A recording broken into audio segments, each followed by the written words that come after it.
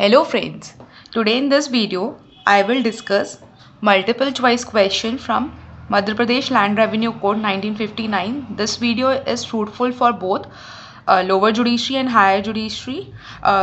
The exams of both the lower judiciary and higher judiciary of Madhya Pradesh is pending, and probably the exam will held in March or April.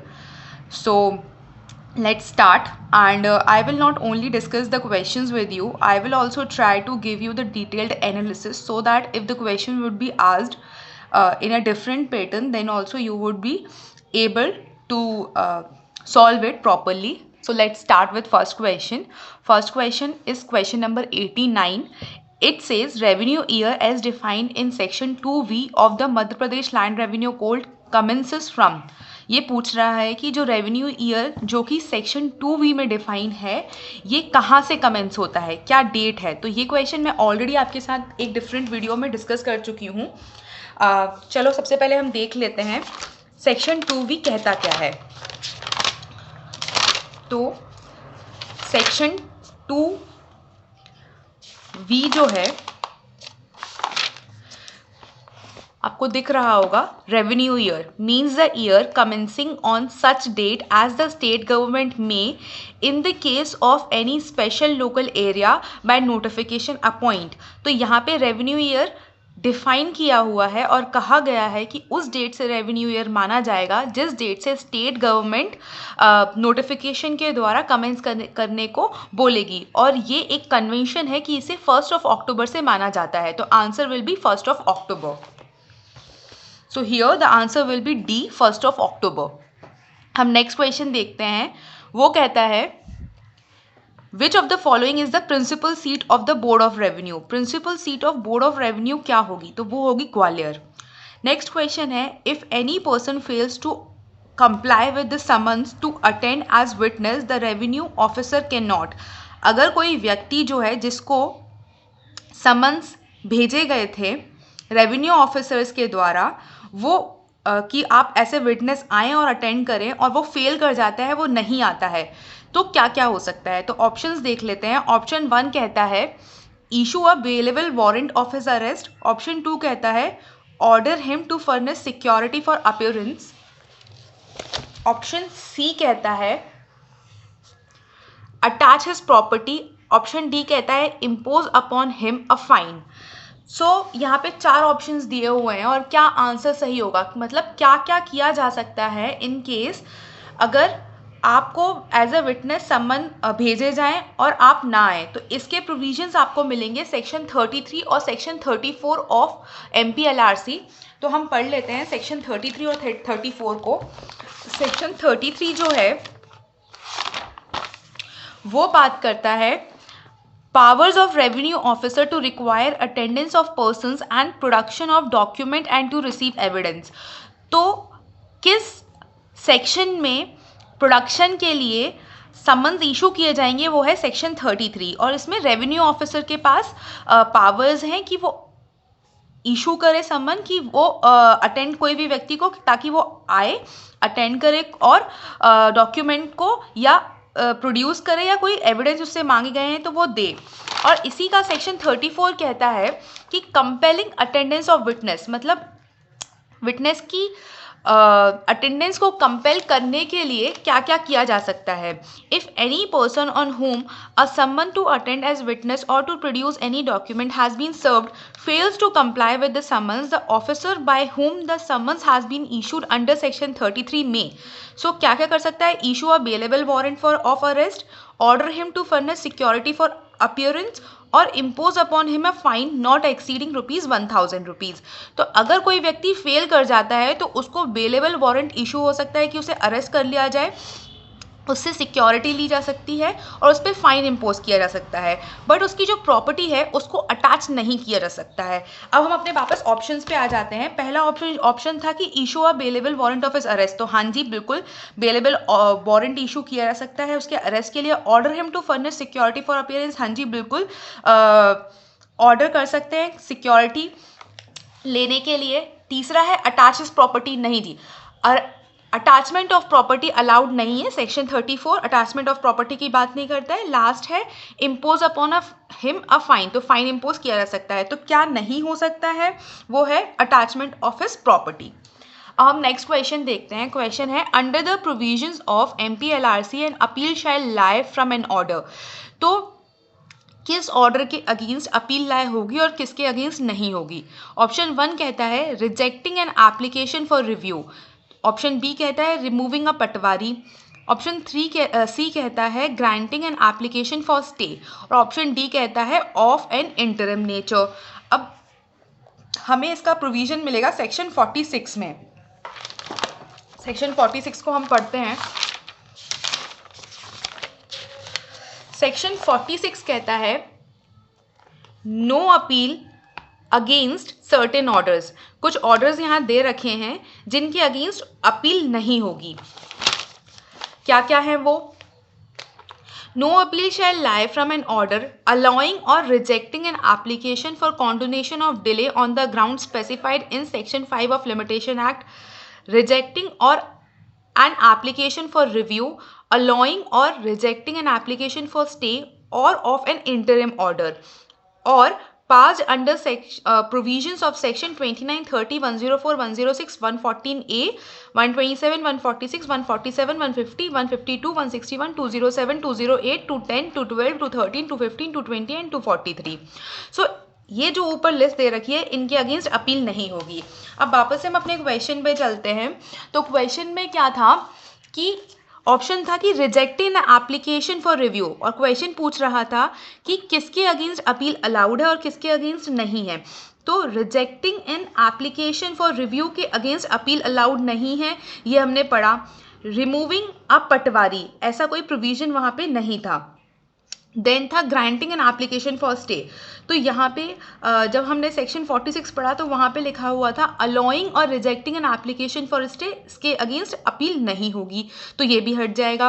अब option 4 है कि of N interim nature, तो वहाँ पे section 46 में interim nature के order के against appeal जो है वो बार्ड है। तो इसमें आंसर हो जाएगा बी रिमूविंग अ पटवारी, क्योंकि वो वहाँ पे कवर नहीं करता।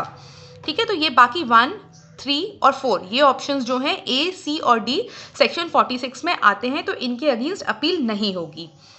अब आते हैं हम नेक्स्ट क्वेश्चन पे। ये बात करता है the jurisdiction to decide any dispute to which the state government is not a party relating to any right which is recorded in the record of right is confirmed on. तो अगर आपने मेरा chapter 9 का video देखा होगा तो उसमें आपको ये देखने को मिला होगा, मैंने वहाँ पे सेक्शन 111 डिस्कस किया है।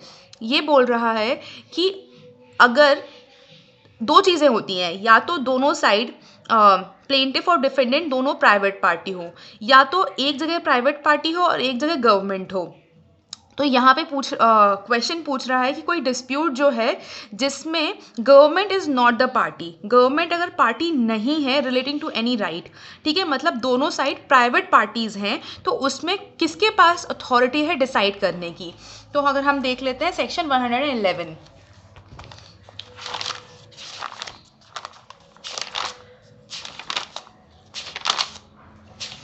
सेक्शन 111 कहता है jurisdiction of civil court. The civil court shall have jurisdiction to decide any dispute to which the state government is not a party relating to any right which is recorded in the records of right. अगर state government party नहीं है तो civil courts के पास right है, ऐसा section 111 कहता है। तो यहाँ पे आंसर हो जाएगा civil courts।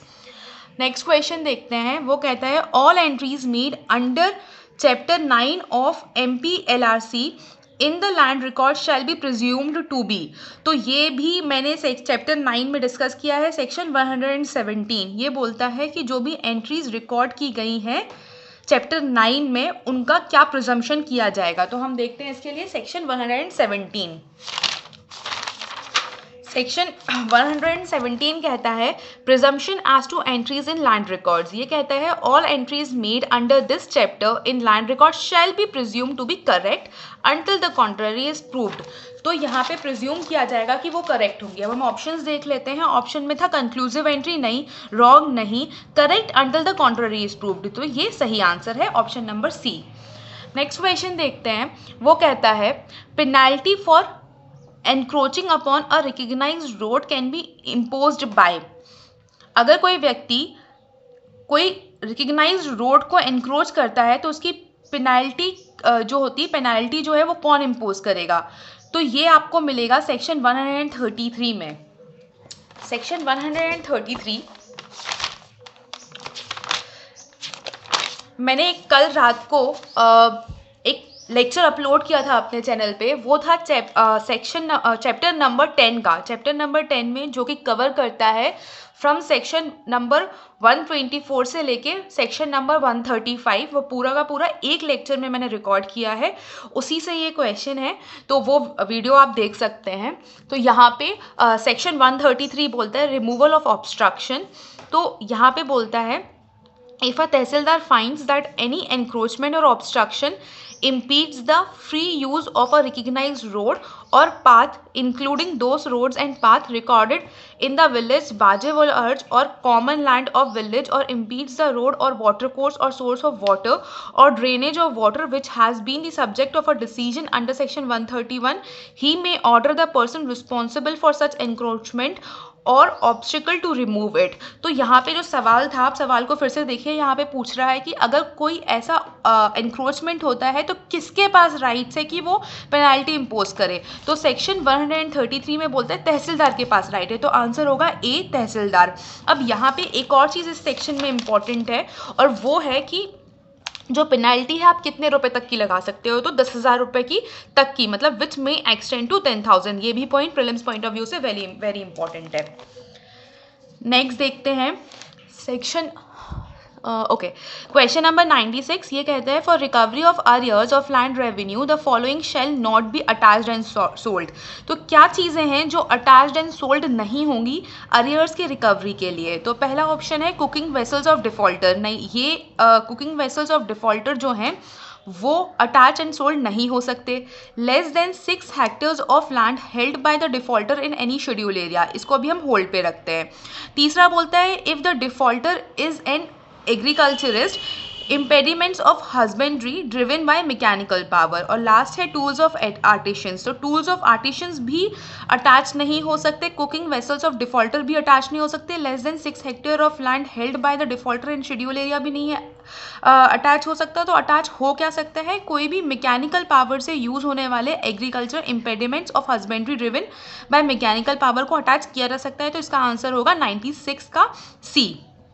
अब हम देखते हैं क्वेश्चन नंबर 97। ये कहता है any land comprised in his holding may be given on lease continuously for more than 3 years by bhumi swami who. कोई भी लैंड जो होल्डिंग कंप्राइज करती है उसे लीज पे कंटिन्यूअसली 3 सालों से ज़्यादा भूमि स्वामी के द्वारा दिया जा सकता है, वो कौन सा भूमि स्वामी होगा? क्या वो माइनर होगा? क्या वो विडो होगा? Is a person in service of armed forces of the union होगा? Hold the land for non agricultural purpose होगा? तो इसका आपको आंसर मिलेगा सेक्शन नंबर 168 में। और सेक्शन नंबर 168 कहता है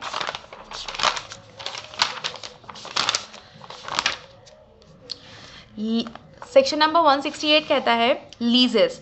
भूमि स्वामी में lease any land comprised in his holding which has been assessed for the purpose of agriculture under section 59 for any period not exceeding 5 years at a time. तो अगर कोई agriculture के लिए लैंड यूज हो रही है तो उसको 5 सालों से ज़्यादा पीरियड के लिए आप भूमि स्वामी जो है वो लीज पे नहीं दे सकता।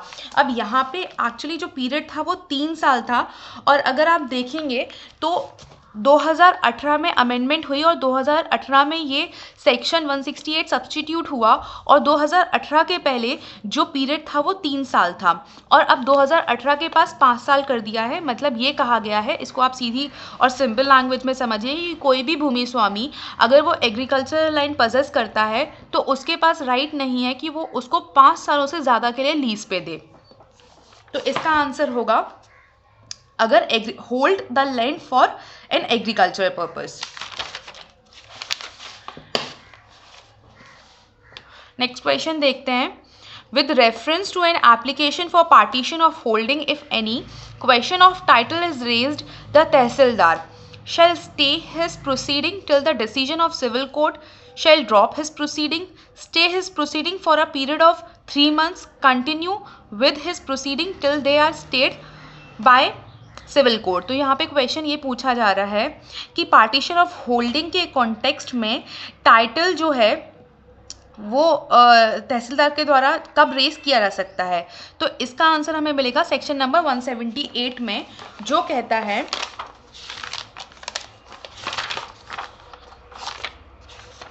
Partition of holding.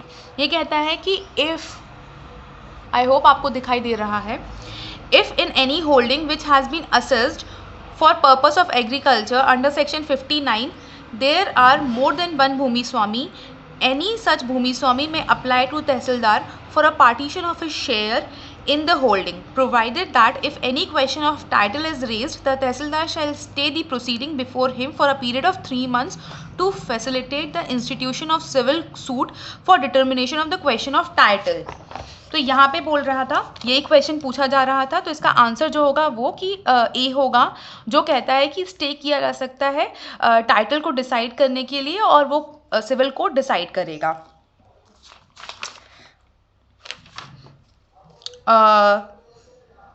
यहाँ पे ऑप्शन नंबर 1 ए कहता है shall stay his proceeding till the decision of the civil code, option number B कहता है शैल ड्रॉप हिज प्रोसीडिंग, और ऑप्शन नंबर सी कहता है stay his proceeding for a period of 3 months.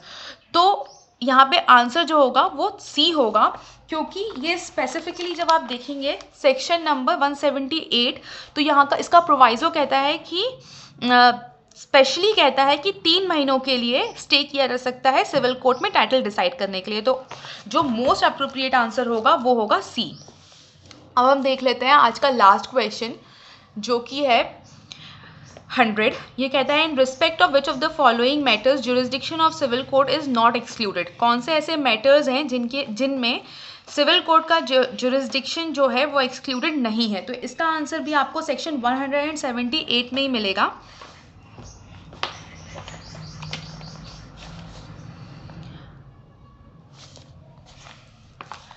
Options हैं ejectment of government Lesi, दूसरा option है restoration of possession to an occupancy tenant, तीसरा option है any claim to modify any entry in nistar patrak, और चौथा option है पार्टीशन ऑफ होल्डिंग। यहां पे